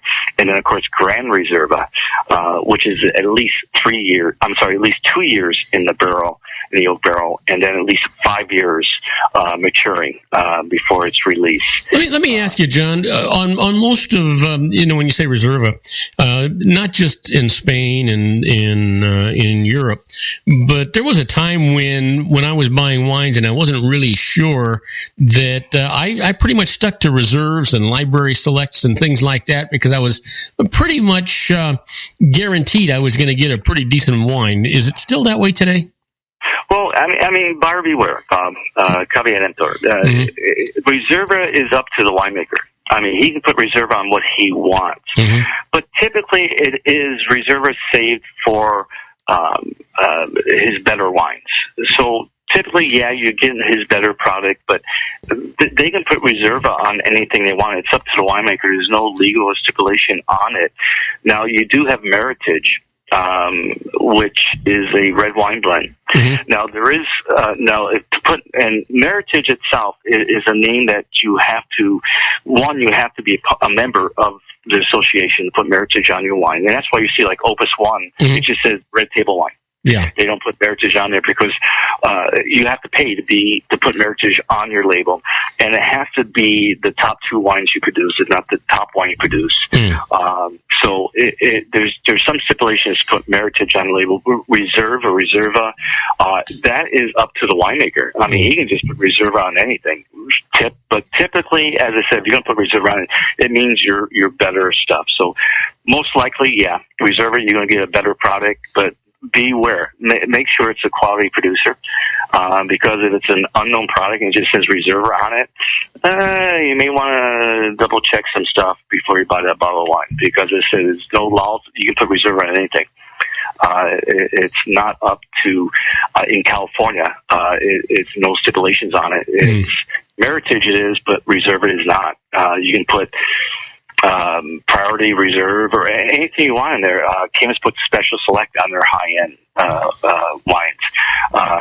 So it's just a verbiage that's out there that typically says is your high-end wine, but as I said, buyer beware. So it could be the high end of a low quality winemaker, right? Exactly. Oregon just put a name. A guy, the winemaker, put it on there just to sell it. Yeah. If it's a good producer and you know about it, it's going to be a better wine. It's good quality. But if it's a bottle you never heard of and it's just sitting there, it's like, my God, I got reserved for $9. You may want to be a little hesitant about buying that bottle of wine. Okay. Yeah. But typically overall, Reserva, ground, especially in Spain, when you see that in Spain, there is laws and you can't put that in. Grand Reserva, as I said, it has to be mature for 5 years. So, you can't get a 2014 Grand Reserva. It has to be at least matured for 5 years, and it has to see at least 2 years in the barrel. So you're looking, the earliest Ground Reserva you can see now is the 2016. 2011's the newest Grand Reserva is coming out. So there is laws, and it's funny. Italy was just it's mutilated from the law. They didn't care. They were shipping wine from the south, bringing it up there and saying, "Oh yeah, this is like Barbaresco and stuff." It was like Primitivo from the armpits of Italy. And it was horrible back in the 60s and 70s, and the Austrian wines, they were putting almost like antifreeze in their wines too. I mean, thank God for these laws, and we have good laws. But as I said, Reserva, really, there's no stipulation on Reserva in the United States. It's Meritage is. So if you see Meritage, it has to be their top two wines, and it has to be a Bordeaux blend. But Reserva can be anything still. Okay, so we're down to 60 seconds, John. Okay, we won't go through Spain, so we're going to do the wine pick of the week. Let's go back to wine pick of the week, and next week we'll do Spain. Okay. The wine pick of the week, I tell you, as I said, I've done Kung Fu Girls so many times, so we're going to do the Velvet Devil Merlot from Charles Smith out of Columbia Valley, Washington. You're looking at $12 a bottle for an unbelievable Merlot, classic Merlot out of Washington, long hang time, delicious bottle of wine. You can't beat it for $12. So if you don't have a Costco close to you, can you get it at Total Wines or? Oh yeah, I'm sure Charles Smith. Charles Smith, he does a decent production, so they're out there. Yeah. As I said, Costco has Charles Smith's wines, but they don't have the whole line there. So I've seen Kung Fu Girl there. I've seen some other stuff there. I've seen Sheffield Smith there once in a while, but it's sporadic. But yeah, probably Total Wine, the big wine venues, you would find Charles Smith's wines there, and do buy them. You can't go wrong. I guarantee it. It's going to be well worth the money you pay for it. You're going to think you're drinking an expensive bottle of wine when you try these wines. I tell you. Then what I'm going to wind up doing is I'm going to buy these wines and I'm going to put them into a decanter before anybody sees the bottle. There you go. Hey, John. Fantastic talking to you. I'm looking forward to, one of these days you and I got to get together. Well, we got to get back. Franco's been going, hey, what happened to you guys? You used to come in like almost every week. I haven't seen you in months. What's going on? So we need to get you back down to Orange County and have lunch. So let me know when. All right. Sounds good, John. Have a good one and stay safe, stay happy. Give you that lovely wife of yours a hug and a kiss from me. And you do the same for me. All right, buddy. You take care. Now, the rest of you, do not go away, because when we come back, I'm going to be doing the birthdays for the day. I'm going to do the secret teaching for your life, the Harvard Business Tip of the Day, and interesting but useless facts. You don't want to miss them. We'll be right back, folks. If you want to increase your client base and sales, then consider this, the Relationship Building Network at RBN. Given the current economic conditions and challenges, we all need to work smarter, make smarter decisions, invest our hard-earned dollars where it'll yield the best return for our investment. Many business professionals claim that the most effective networking group in Orange County is RBN. No other networking group or organization can offer what RBN offers. Make every year your best year. Join RBN and start reaping the benefits today. Nearly 3,000 businesses have joined RBN and experienced those benefits. Why join RBN? It's one group. It's one membership. It's no renewals. It's all through Orange County. RBN is a freestyle networking group. No mandatory attendance, no restrictions, no rules, and no penalties. Call them at 949-830-5776 or go to their website at rbninfo.com. That's 949-830-5776. If you've ever dreamed of having your own business to make your life secure, Water's Edge Wineries might be just the ticket. In 2004, their founder, Ken Leinberger, created the first winery franchise in California. It was a new concept with all of the functionality of a traditional winery, but without the vineyards. They purchased high-quality grape must from one of the largest winemaking companies in the world. Then they craft each wine carefully and bottle it right at their location. The winery was built to satisfy consumer demand for wine by the bottle and by the glass, but still kept the element of allowing customers to bottle their own custom vintage. Now, they're opening urban wineries across the United States under the brand Water's Edge Wineries. If you've ever dreamed of owning your own winery, it may be in reach right now through Water's Edge Wineries. Just give them a call at 909-468-9463, extension 700. That's Water's Edge Wineries, 909-468-9463. Have you ever found yourself caught between a rock and a hard place? The law offices of Blomberg, Benson, and Garrett might be just the answer for you. The attorneys of Blomberg, Benson, and Garrett have been serving the Inland Empire since 1989. They're dedicated to the aggressive litigation of civil, criminal, and real estate matters. Over the years, they have recovered tens of millions of dollars for their clients. The firm's practice specializes in litigation of personal injury, accident, slip and fall, real estate, and criminal law cases. The firm provides clients with the care, accuracy, and dedication of experienced attorneys. Blomberg, Benson, and Garrett is located at 10300 4th Street, Suite 150 in Rancho Cucamonga, California. They've been providing the Inland Empire residents with outstanding legal services for over 25 years. They look forward to providing you with aggressive legal representation. Call them at 909-945-5000, where you can talk to a person, not a machine. That's 909-945-5000, the law offices of Blomberg, Benson, and Garrett. And now let's get back to our show where we talk about politics, money, and you.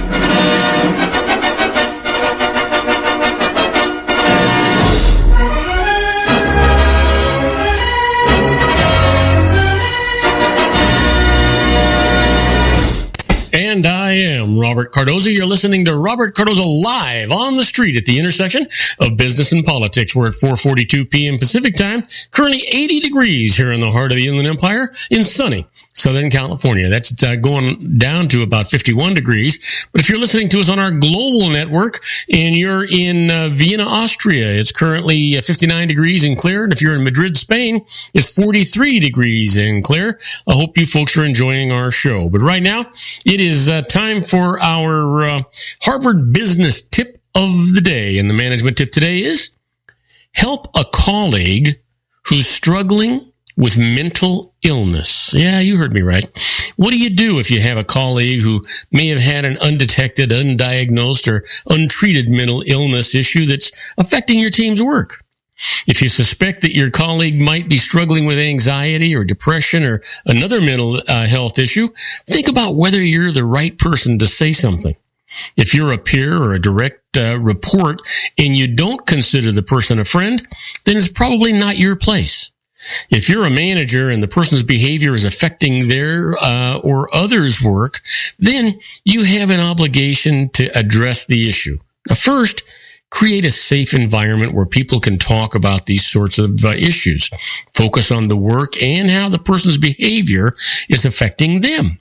Then, give the person the opportunity to respond and share what's going on.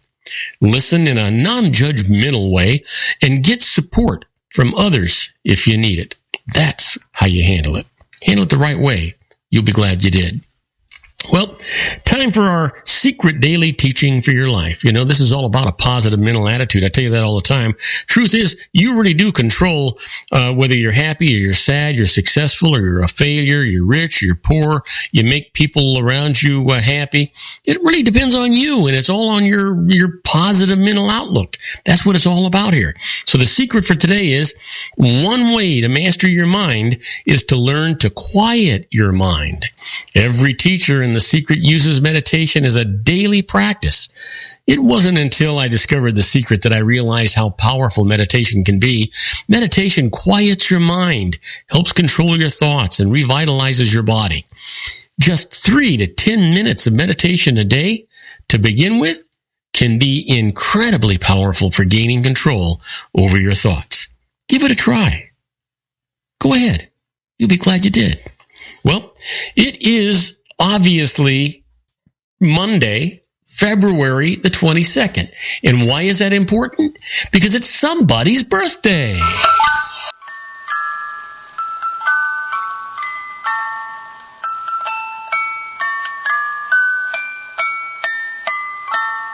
And we've got some great birthdays for today. Here's a fellow who was born in 1732. Everybody, at least in the United States, has heard of him. He died in 1799. He actually was our very first president of the United States, born in from 1789 to 1797. Happy birthday to George Washington. Now, here's somebody else that of a great notoriety. Born in 1932, died in 2009. United States Senator from Massachusetts. He was the last surviving son of Joseph P. Kennedy Sr. Happy birthday to Ted Kennedy. Well, here's another guy that a lot of us have heard of. He was born in 1962, died in 2006 at a very young, tender age. He was a naturalist who was unafraid of dangerous animals. Happy birthday, Steve Irwin. And then finally, here's somebody that's still alive about time, born in 1975, free-spirited actress from E.T. to Charlie's Angels. Happy birthday, Drew Barrymore. Yeah, well, what happened today in history? What do you think? February 22nd, 1856. The Republican Party opens its very first national meeting in Pittsburgh, Pennsylvania. And in 1879, in Utica, New York, Frank Woolworth opens the very first of many of the 5 and 10 cent Woolworth stores. And in 1924, U.S. President Calvin Coolidge becomes the very first president to deliver a radio broadcast from the White House. And then finally, in 1959, Lee Petty wins the very first Daytona 500. Did you see that race over the weekend? Wow. Yeah. Well, you know what? Our quote for today comes from Alan Chalmers. And Alan says, the grand essentials of happiness are something to do, something to love, and something to hope for. Now, that is prolific. Okay, it's time for our interesting but useless facts. We've got some good ones for you, so hopefully you'll enjoy these. Here's the first one for you. At Versailles, during the reign of Louis XIV, it was considered gauche to knock on a door with the knuckles. Instead, one scratched with the little finger of the left hand, and for this purpose, courtiers let the particular nail grow long. Yeah. Kind of dumb, huh? How about this? The upper and lower eyelids of chameleons are joined, leaving just a small hole for them to see through. They can move their eyes independently, however, allowing them to look in 2 different directions at the same time. You'd think that'd be a little confusing, wouldn't you? Man, the brain is something else. How about this? The original story of Alice in Wonderland was not known as Alice in Wonderland at all. It was called Alice's Adventures Underground and was illustrated by the author himself, Lewis Carroll, whose name was not Lewis Carroll, but Charles Ludwig Dodson. Dodson was a mathematics professor at Christ Church, Oxford. Now that is interesting. I didn't know that before. Did you? Nah, you didn't know. How about this? Did you know that the Hudson River along the island of Manhattan flows in either direction depending upon the tide? Now, that I think, I would say that was really kind of interesting. Now, I'm going to give you one more before we go. It takes only 8 minutes for sunlight to travel from the sun to the earth, which also means if you see the sun go out, it actually went out 8 minutes ago. Now, there is a scary thought. Now, folks, do not go away, because when we come back, I'm going to answer your emails. The first one is from Madeline Harrison from Buffalo Grove, Illinois. She's asking about a shared home office deduction, and I'm going to tell you all about it right after these brief messages. Do not go away. Isn't it time to shine the spotlight on your expertise? The Interview, starring you. Here's your chance to capture 5 minutes of fame with The Interview. This isn't just any interview. This is your opportunity to showcase your expertise and position yourself as a trusted expert in a one-on-one video interview hosted by Robert Cardoza, host of the nationally syndicated show Robert Cardoza Live and powered by AHA Studios. What is it? A professionally recorded video for your use. Robert Cardoza interviews you on the set where he records his show. Professional interview showcases your expertise and value, shot in a state-of-the-art studio. And what's in it for you? Gain credibility as an expert, earn the trust of your target market, educate in a way that intrigues your audience, gain a powerful marketing tool that offers dozens of uses, website, video sharing sites, social media, email, DVDs, direct mail, lobby video, resumes, profile building, all that kind of stuff. Association with the nationally syndicated celebrity. That's right.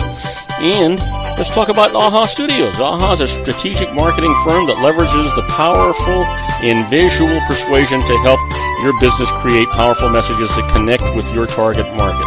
AHA ventures way beyond strategy, delivering the marketing collateral you need to start driving a new business through your doors. AHA has a full-service, in-house, state-of-the-art production studio to bring your messages to life using video. Discover how to make The Interview work for you. Call 949-831-2222. That's 949-831-2222. AHA Image Studios Incorporated.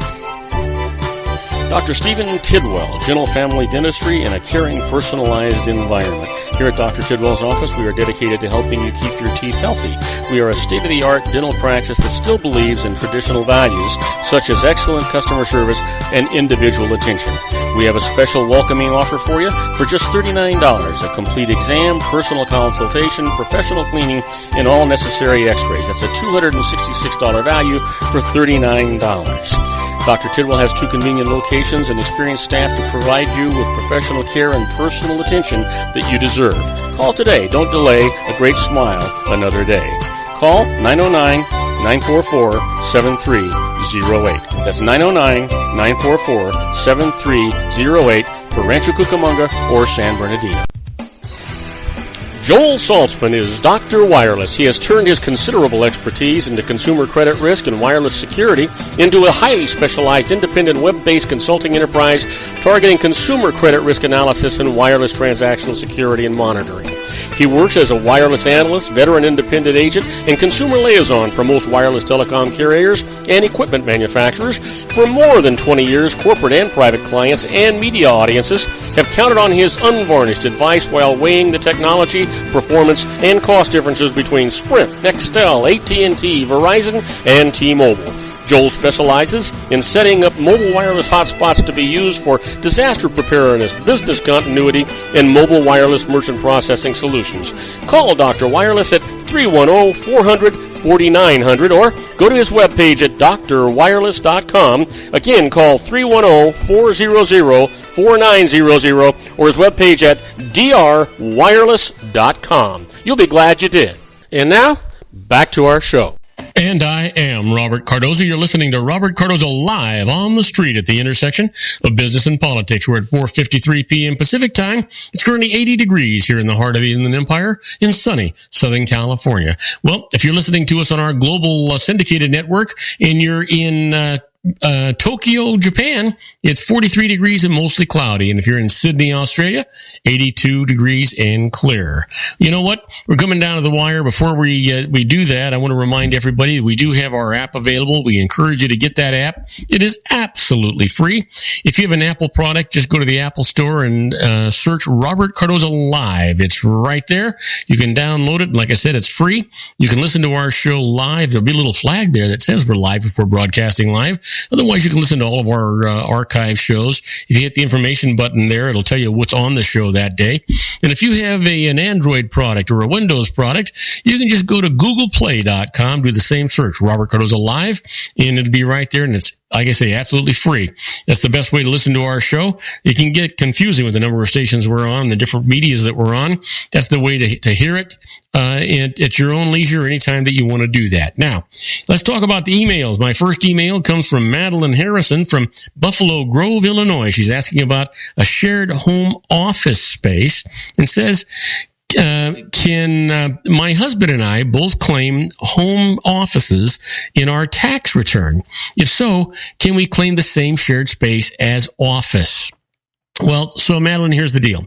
If you each meet the requirements to deduct a home office, each of you can do so, and you can share the office space for that matter, such as a room in your home that is used exclusively for business. Of course, you can't each deduct the full cost of the space, or you'd be getting a double deduction here.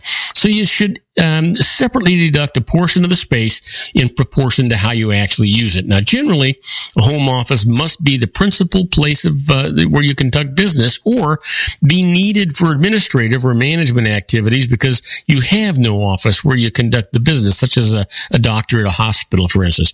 Now, if you need more details on this, go to IRS Publication 587. That's business use of your home.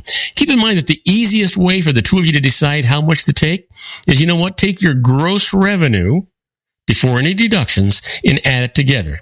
And then take your revenue and find out what percentage that is to that total. And then that's the percentage of all the expenses that you would take, and then your husband would take, or the balance of that. So hopefully that answers your question. My next email comes from Allison Camper from Wall, New Jersey, asking about solo 401ks, and writes, business proprietors don't take salaries, but they can have 401k plans. How does this work? Well, Allison, for employees, 401k contributions are a portion of salary because that's all the business income that they actually receive. Now, for a business proprietor who takes no salary but reports all of his business's income on Schedule C of his personal tax return, the solo 401k contribution limit for you equals the first $15,500 of self-employment income, plus another $5,000 added to this amount if you're over 50 years old or 50 or older, and another 20% of all self-employment income. Now, this total may not exceed $45,000 or $50,000 for those people that are older than 50 years old. Now, here's an example. If you're older than 50 and have $80,000 of proprietorship income, your maximum contribution is going to be $36,500. How'd I get it? You get that first $15,500, plus you get the $5,000 for being over 50, plus you get 20% of that $80,000, another $16,000 of the self-employment income. That's a really pretty good deal if you think about it, right? That makes almost half of that income not taxable to you, not right now anyway. Now, next email comes from Andrew Kim from Kells, Michigan, asking about franchise fee deductions, and says, franchise fees must be deducted over 15 years, but suppose one paid a franchise fee to open a business that went broke in 1 year. Can you get a faster deduction? Well, Andrew, when a business asset loses all of its value, its tax basis becomes deductible. So if you purchase a business franchise and its value soon afterwards drops to zero, you can claim a loss deduction for the previously undeducted amount of your franchise fee in the year that the loss actually occurred. Now, special rules such as those for franchise fees do apply to deducting the cost of intangible assets, so consult a tax professional before you go anywhere or do anything with that. Now, my last email today comes from Nathan Claude. Nathan writes, he comes to us from Ben Hur, California. He's asking about mortgage defaults and says, one person made a loan to another as a second mortgage secured by the borrower's home. The borrower defaulted, but also defaulted on his first mortgage. The home went to the bank and the maker of the second loan got nothing. Can he deduct his loss? Well, Nathan, an individual taxpayer who makes a loan like this that goes unrepaid becomes entitled to claim a bad debt deduction. However, Unless the individual is in the business of making loans, the deduction is a capital loss rather than a business loss, and the deduction for the capital losses is limited. Now, capital losses are deductible against capital gains, with a net capital loss up to $3,000 being deductible against ordinary income each year. Now, any excess net capital loss over this amount can be carried forward to be used in future years. So you don't necessarily lose that. Now, I want to remind you that, we try to give you a comprehensive answer to all these emails, but sometimes the information you send us is just a tidbit sketchy. So we always encourage you to contact a licensed professional. They're always going to generally save you more money than they cost you, and they're going to give you peace of mind. Let you sleep at night, because part of the requirements of their licensing is that they have errors and omissions insurance, which means that that's the same thing as malpractice insurance. That means that they make a mistake, they pay the piper, not you. Not a bad deal, right? No. That's our show for today. Beginning today, treat everyone you meet as if they were going to be dead by midnight. Extend them all the care, kindness, and understanding that you can muster. Your life will never be the same again. So many of our dreams at first seem impossible, then they seem improbable, and then when we summon the will, they soon become inevitable. You know, the real secret of happiness is to make others believe that they're the cause of it. Robert Cardoza Live is brought to you by blogtalkradio.com every Monday through Friday from 4 p.m. to 6 p.m. Pacific Time. Now, go out and make it a great day. Your host has been Robert Cardoza, the technical advisor, Matchstick Digital, and your executive producer, also Robert Cardoza.